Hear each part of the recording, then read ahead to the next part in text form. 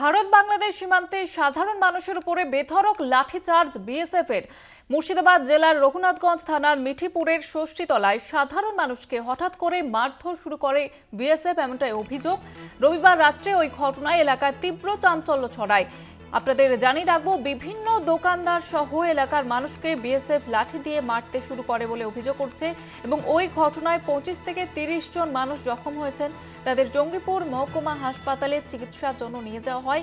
খবর পেয়ে সঙ্গে সঙ্গে এলাকায় পৌঁছন বিদ্যুৎ প্রতিমন্ত্রী আকরুজ্জামান এবং এলাকার সাধারণ মানুষের দ্রুত চিকিৎসার ব্যবস্থা করেন তিনি। ওই ঘটনায় এলাকাবাসী ক্ষোভে ফেটে পড়েন।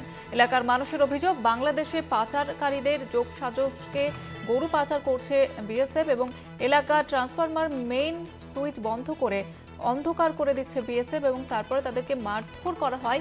একাধিক অভিযোগ করছে এবার বিএসএফ এর বিরুদ্ধে। ক্ষোভে ফেটে পড়েছেন সেখানকার স্থানীয় বাসিন্দারা, জখম হয়েছেন অনেকে, তাদেরকে হাসপাতালে ভর্তিও করা হয়। আপনাদের আবারও একবার জানিয়ে রাখবো, মিঠিপুরের দোকানদাররা তারা রাত্রিবেলায় তাদের উপরে চড়াও হয় বিএসএফ এর আধিকারিকরা। আপনাদের আবারও একবার জানিয়ে রাখবো, এই ঘটনায় 25 থেকে 30 জন সাধারণ মানুষ তারা জখম হয়েছেন এবং তাদেরকে হাসপাতালে ভর্তি করা হয়েছে। বিএসএফ এর বিরুদ্ধে গরু পাচারের অভিযোগ তুলছেন স্থানীয় বাসিন্দারা এবং তাদের এলোপাথারি লাঠি দিয়ে মারধর করা হয়, এমনটাই তারা অভিযোগ তুলে ধরেছেন এবং ইতিমধ্যেই বহু মানুষ তারা জখম হয়েছেন।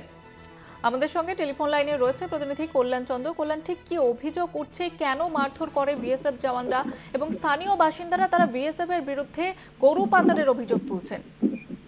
হ্যাঁ জয়িতা, এরকমটাই গুরুতর অভিযোগ। মুর্শিদাবাদের যে রঘুনাথগঞ্জ থানা রয়েছে সেখানে মিঠিপুরের ষষ্ঠীতলায় গতকালকে রাত্রে হঠাৎ করেই সেখানকার লোকজনকে এবং স্থানীয় দোকানদারকে বিএসএফ ব্যাপকভাবে মারধর করে বলে অভিযোগ। ওই ঘটনায় 20 থেকে 25 জন আহত হয়েছেন। কারো নাক কেটে গেছে, কারো মুখে লেগেছে, কারো হাতে লেগেছে, কারো হাঁটুতে লেগেছে। এরকম ভাবেই আহত হয়েছেন স্থানীয় মানুষ এবং তাদের বক্তব্য যে বিএসএফ ওই এলাকা দিয়ে গরু পাচার করছে এবং বাংলাদেশের লোকজনের সংযোগ সাযোগে এই গরু পাচার করছে। পাশাপাশি গরু পাচার যাতে রাতের অন্ধকারে হয় সেটা নিয়ে যে ট্রান্সফরমার রয়েছে সেখানকার মেইন সুইচ অর্থাৎ মেইন হ্যান্ডেল নামিয়ে দেওয়া হচ্ছে, এরকমটা অভিযোগ করছে। এবং গতকালকে রাতে দোকানদাররা কিছু ছিলেন, যার ফলে তাদের এলাকাও অন্ধকার হয়ে যায় এবং তারাই যখন হইচই শুরু করেন যে কে হ্যান্ডেল নামালো, সেই সময় কিন্তু অ্যাটাক করে, অর্থাৎ বিএসএফ মারধর করে বলে অভিযোগ। ঘটনার খবর পেয়ে সেখানকার স্থানীয় বিধায়ক, পাশাপাশি তিনি রাজ্যের বিদ্যুৎ প্রতিমন্ত্রী আকরুজ্জামান ঘটনাস্থলে পৌঁছান এবং যারা আহত হয়েছেন তাদেরকে জঙ্গিপুর মহকুমা হাসপাতালে নিয়ে আসার পর চিকিৎসার তিনি ব্যবস্থা করেন।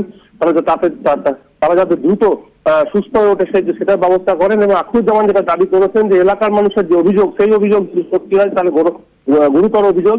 কারণ বিএসএফ যেখানে সীমান্তবর্তী এলাকায়, যেখানে ভারত বাংলাদেশ সীমান্তবর্তী এলাকায় পাহারা দেবে, যে গরু পাচারের বিভিন্ন সময় অভিযোগ ওঠে, তাতেই যদি বিএসএফ মদত দেয় আর সেই কারণেই যদি শুধু অন্যায় মারধর করা হয় এলাকার লোকজনকে, তাহলে কিন্তু তৃণমূল বসে থাকবে না।